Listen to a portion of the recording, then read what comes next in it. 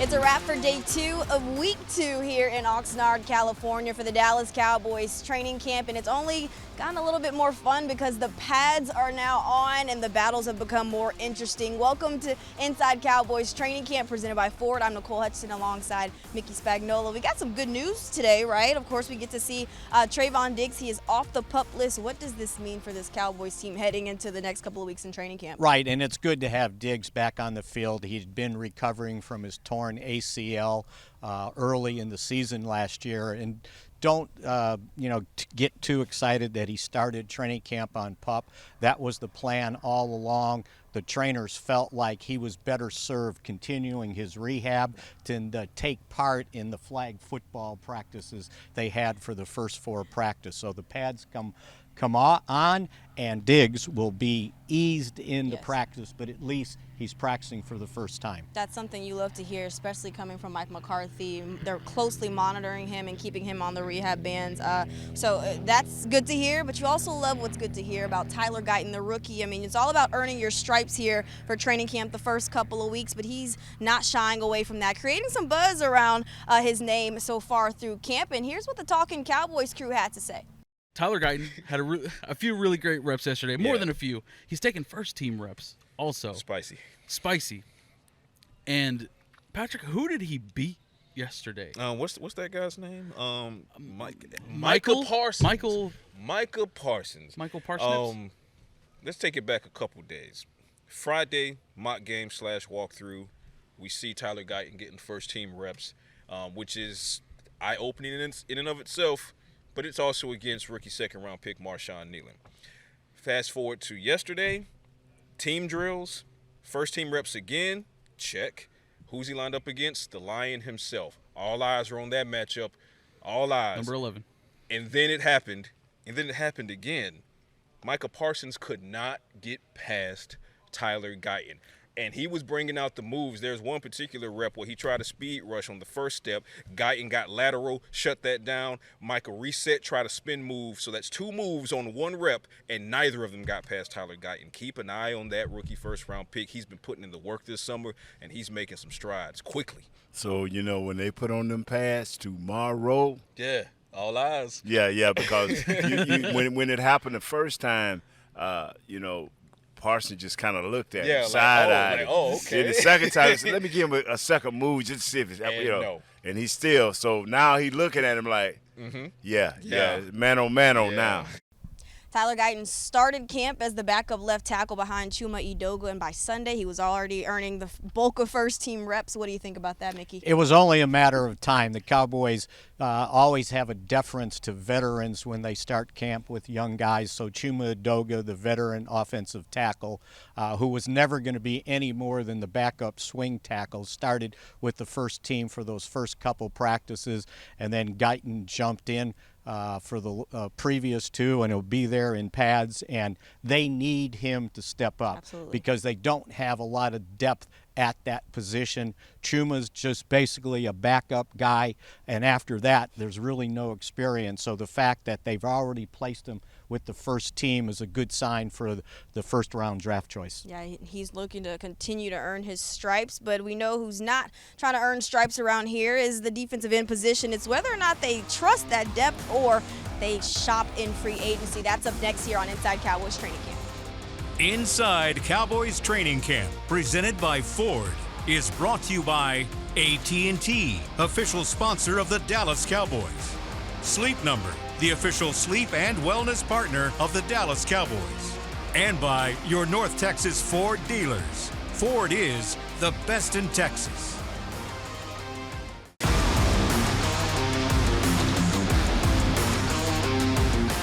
This segment is brought to you by Academy Sports and Outdoors, official sporting goods retailer of the Dallas Cowboys. First with Sam, obviously that's a really tough break, especially for him, because he was clearly going to be a primary contributor. As we all felt. I thought he had an excellent off season.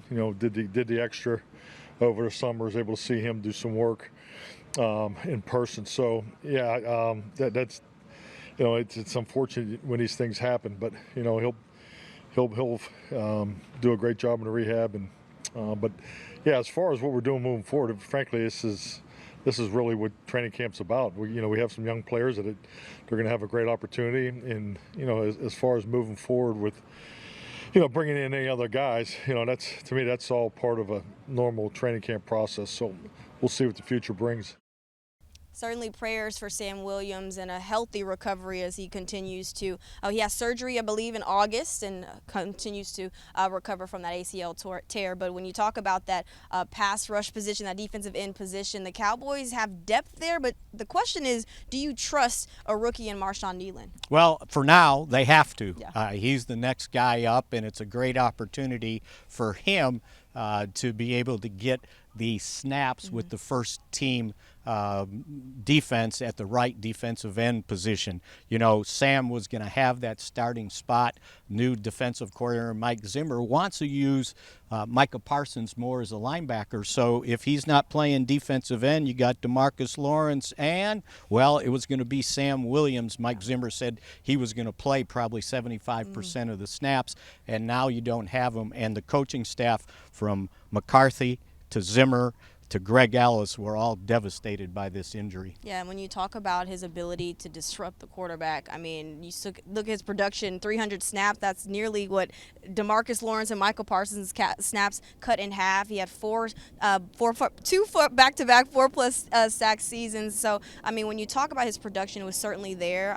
Hopefully Marshawn Kneeland can be the guy to step up. But in terms of other guys that you can possibly look out into, veteran guys to actually possibly bring here to the Dallas Cowboys, who are those guys? Yeah, and I'm going to preface this with, remember, the Cowboys don't have an abundance of cap space. So if it's a veteran guy still out there that doesn't have a job, they're going to have to play for very little. There's guys like Carl Lawson out there, but he's a guy coming back from injury. Also, Yannick Ngakoue, another guy that was bothered with injuries last year. So these are at least two guys with experience that the Cowboys probably have to take a look at, and they'll look very deep into that list of free agent defensive ends just to find somebody that knows their way around the defensive line, right, in the National Football League. Yeah, certainly some questions around that position, but also some questions around the depth here in the safety room. Is it Wanye Thomas that can step up? That's up next. This segment was brought to you by Academy Sports and Outdoors, official sporting goods retailer of the Dallas Cowboys.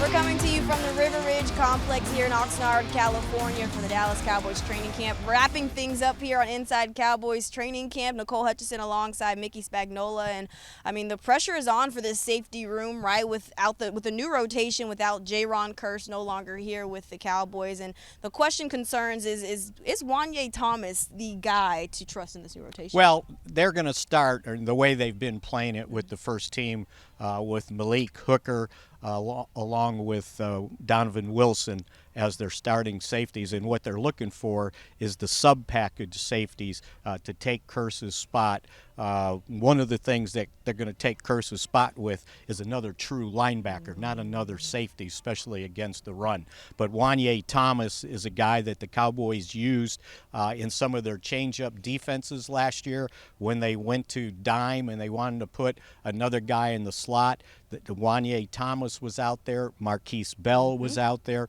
So from a safety standpoint, those four guys, I think they feel comfortable holding down the safety spot. Yeah, Wanye Thomas actually had a pass breakup in practice on Sunday. A lot of good things for Marquise Bell as well. He spent last year in 2023 playing linebacker, so good to see him back at his true position. But that's a wrap here on Inside Cowboys Training Camp. We'll be back tomorrow with the padded practice reactions and more.